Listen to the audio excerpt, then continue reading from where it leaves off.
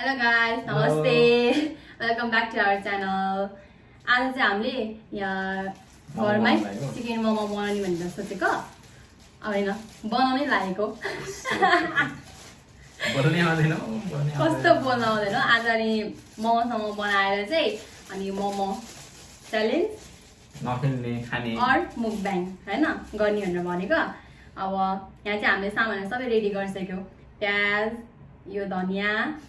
आफ्नै बारीको यो चाहिँ आफ्नै बारीको हामी यही रोपेको हो अनि लसुन अदुवा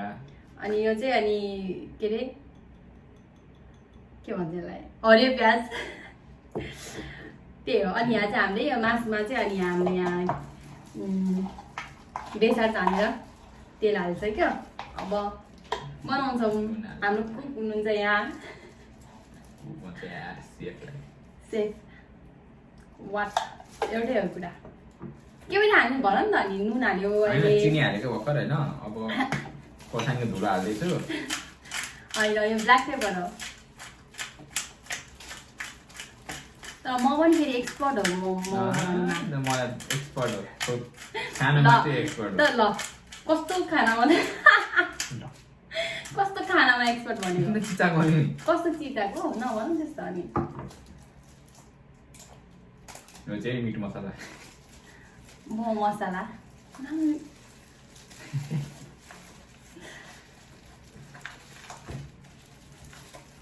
खानु मात्रै आउँदैन अचार बनाउनु लाग्यो भने तितो न तितो बनाउँछ सबै आफैले गर्नुपर्छ वाट ल तिमीलाई थाहै छैन क्या तपाईँहरूलाई पनि थाहा छैन होला मेरो मोमो पसल छ नि नेपालमा होइन के भन्दा म बनाउँछु होइन त्यही छ हाम्रो मोमो पसल छ अनि मोमो पसल हुँदैन फेरि सबैलाई अनि आउनै पर्छ भन्ने छैन नि त अनि त्यही त हो त तर बाई द वे म मोमो सुहाउने हो नि त केही नापेनौ कस्तो? अचारलाई ल के चाहियो भन न म तिम्रो ऊ हो नि त असिस्टेन्ट हो नि त म दिइहाल्छु नि तिमीलाई प्याज हाला सबै सबै अचारलाई बुझ्यौ यति धेरै प्याज यस्तो लोभी छ हो है यो ल अब प्याज धेरै हुन्छ भनेको लोभी भयो भन्छ प्याज हाल्नु यो पनि हालौँ सबै हाल्नु अब यहाँ पनि प्याज हाल्नु यहाँ पनि तल प्याज रातो प्याज रातो प्याज महँगो भयो भनेर टोपर्छ होइन यार यहीँ हालिदिउँ त्यहाँ त्यो अचारलाई मोमो हाल्दैन यो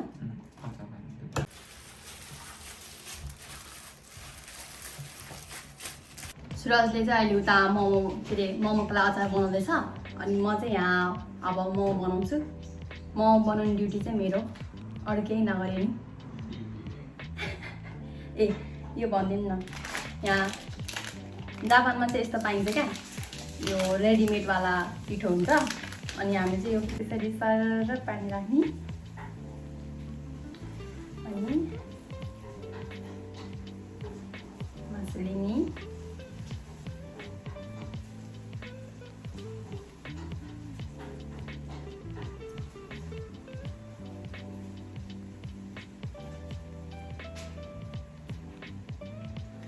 भयो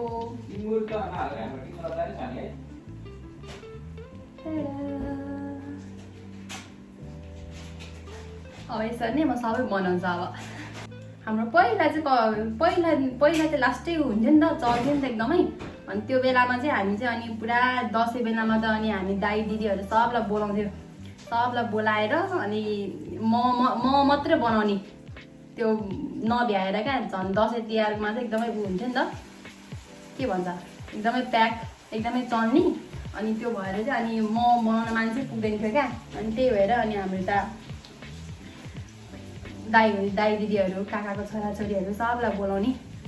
अनि रमाइलो हुन्थ्यो दसैँ तिहारमा नि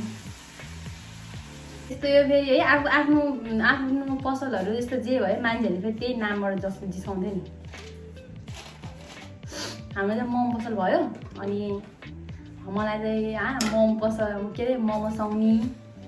बासी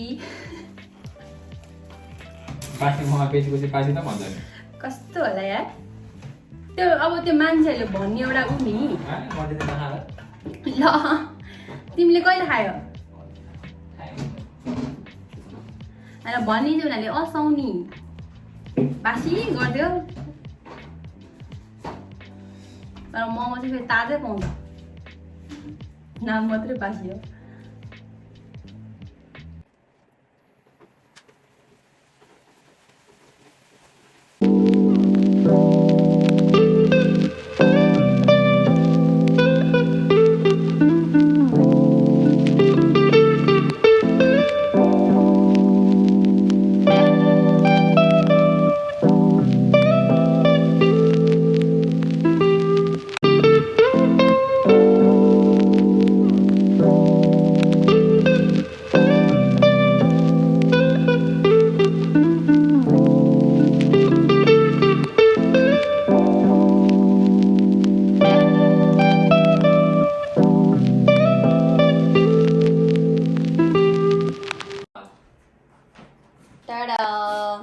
अहिले चाहिँ मैले अब यो सबै यहाँ बनाइसक्यो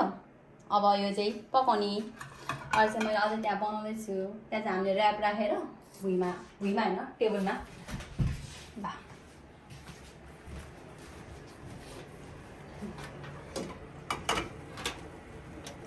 हाम्रो सानो भाँडा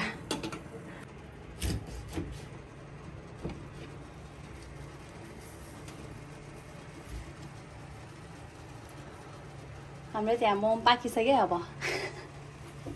हाम्रो चाहिँ यहाँ मोमो अब रेडी भइसक्यो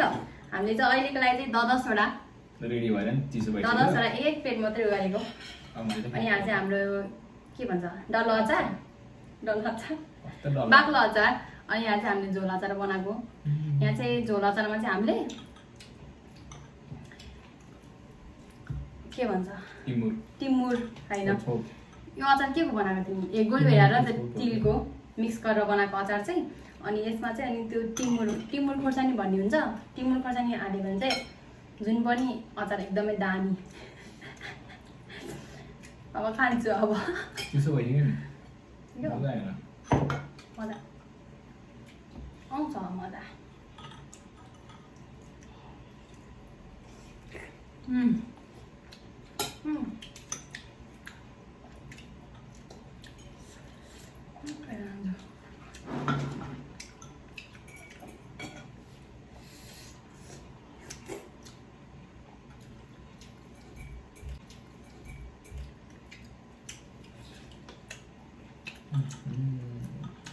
सही भयो त बनाएको भए डिजास्टर हुन्थ्यो नि त केही हुँदैन थियो मैले पहिला बनाएर खाँदैन थियो भनेको तिमी खाँदैन थियो नि मैले आफै बनाएको आफूले बनाएको मात्रै मिठो भन्छ आफूले बनाएको मात्रै मिठो आफूले मात्रै गरेको भन्छ काहीँ नेपाली रेस्टुरेन्ट खानु गयो भने यस्तो त मैले बनाइन्छ भन्छ यो भन्दा त मैले घरमा दामी बनाउँछ भन्छ बनाउँछ तर अब धेरै भन्नु हुँदैन नि त हामीले चाहिँ फेरि मोमो थपेर आएको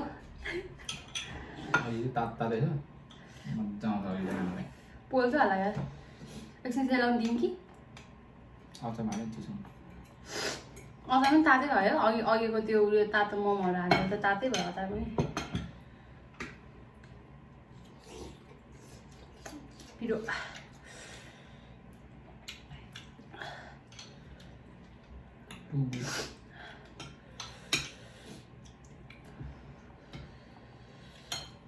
पिरो भयो तातो छ नि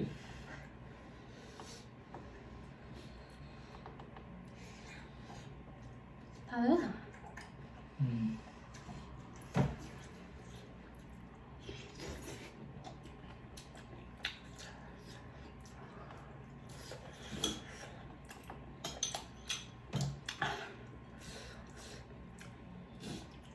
भर्खर पाएँ मम्मी क्या मिठो हुन्छ है